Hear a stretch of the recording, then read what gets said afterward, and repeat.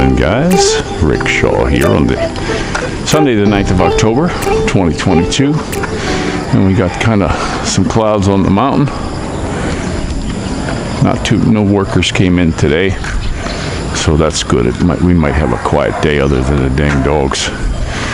But went to do a live this morning, had a lot of buzzing on the mics. I only have two microphones for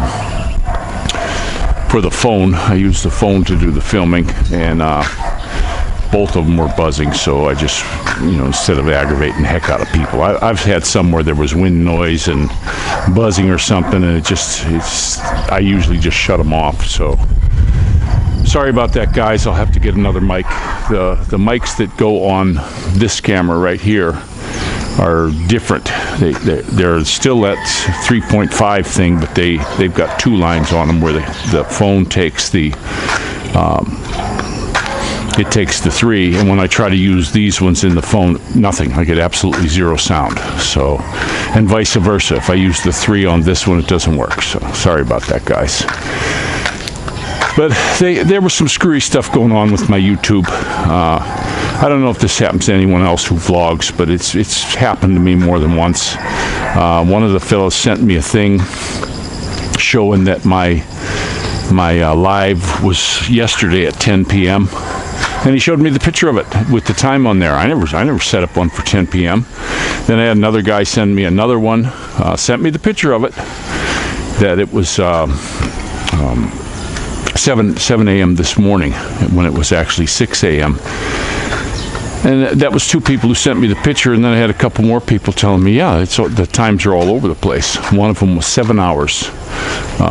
7 hours later, and I'm getting dates of the 8th. It was the 7th. It was that one of them was dated the 7th.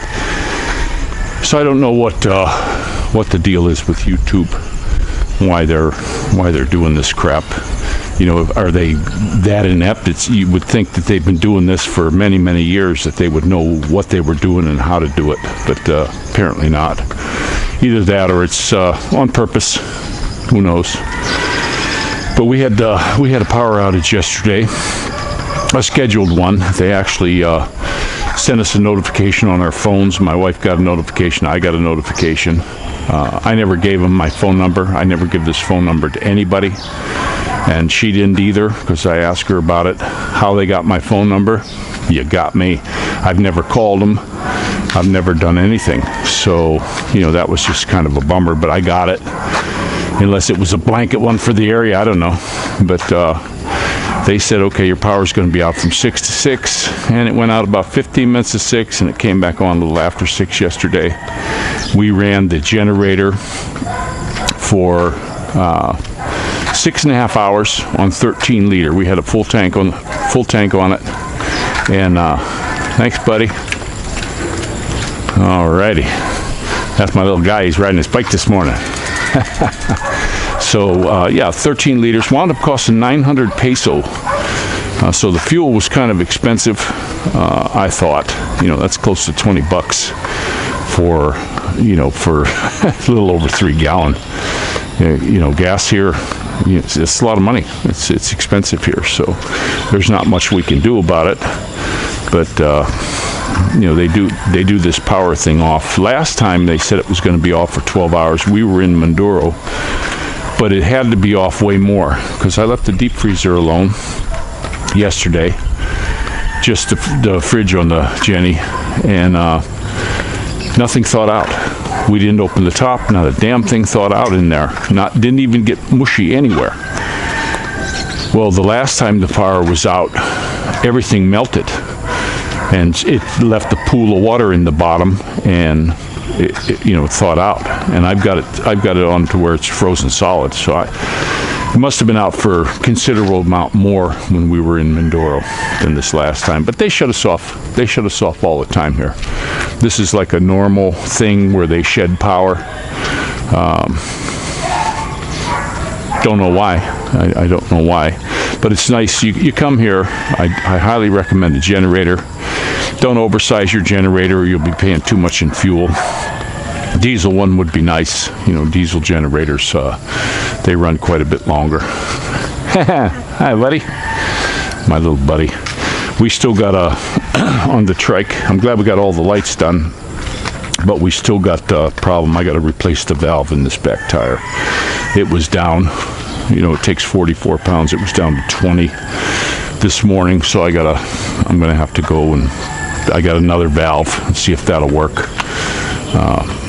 Because it's getting aggravating. And then the car, of course, our car got stuff. Went for a hike this morning. We have a super flashlight that we just bought. I mean, it's better than the spotlight in your car. I actually can shine it from here down there, and that's got to be a good where that person's walking about 650 feet or so from here to there, and it puts just a little tiny spot on the grass over there. It's super bright, and we went out last night looking for nails and crap, and we found quite a handful. You know, some of them were rusty and crappy. We just tossed them in the grass, and some of them we picked up and I threw them in there. Morning, sweetheart. How you doing this morning? Say hello.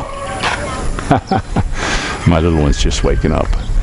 But I don't know. I wish they'd quit losing all these damn nails. I got 3 plugs. My brand new tires. I got 3 plugs already. 1 plug in 3 of the tires. And it's just sure is a bummer. You know, you take your money. I had when I was very, very young, I was getting flats all the time, you know, buying used tires and all this stuff, and I just said, you know what, I'm done with that, and I just went out and bought a inexpensive set of new tires, and my tire problems went away. I actually could go for years and years without a flat tire, and now that we're in here, it's flat tire city. That's all there is to it. And it's a shame these guys can't control their parts and their tools and stuff, but it's just something you got to deal with. You know, we're in a construction zone. I'll be pretty happy to be able to move out of this thing with the water. I actually had hot water this morning, which I was real glad. I get up in the morning every morning and turn the water on just to see if it's down real low. The Insta-Hot won't come on, so I don't get a shower. But this morning there was a little bit of pressure, so I got a shower. We did see some guys working on the water tank. There was a crew up there doing something. I don't know what the heck they were doing, but we'll see. We're still going to try to find out more. I asked my wife to check on this one, but this little place right behind us here, it's owned by the management. It's not a Demeter. We were told before that it was a fella, an Army guy bought it, and he was going to have it torn down for a Demeterland home, but now we're finding out, no, it still belongs to the management. I would love to get a price on this, because this would be a perfect garage.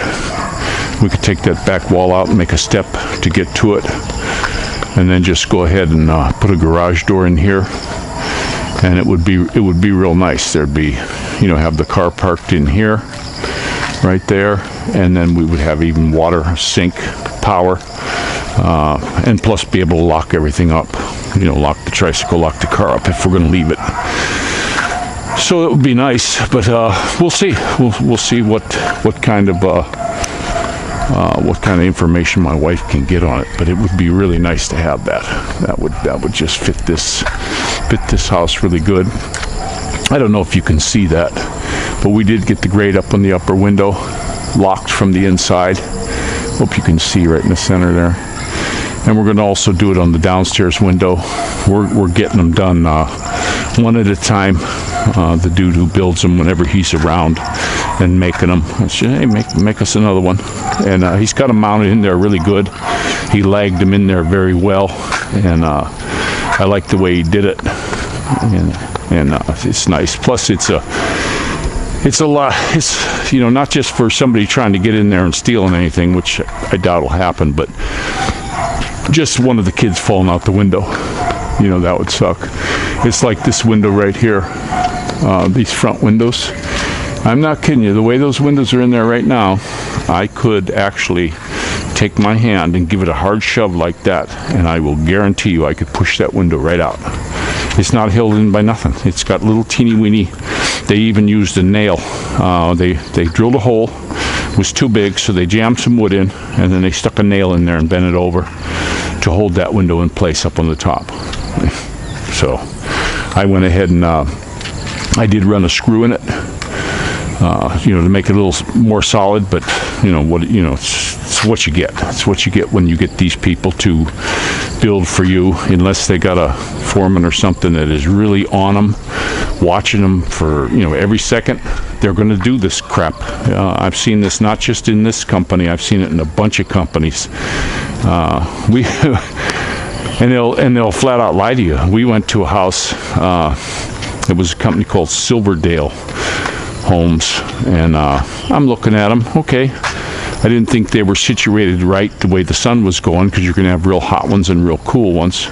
So we were looking at them, and then I saw this roofing on there, and I asked the salesman. I said, "Hey, what about this thing?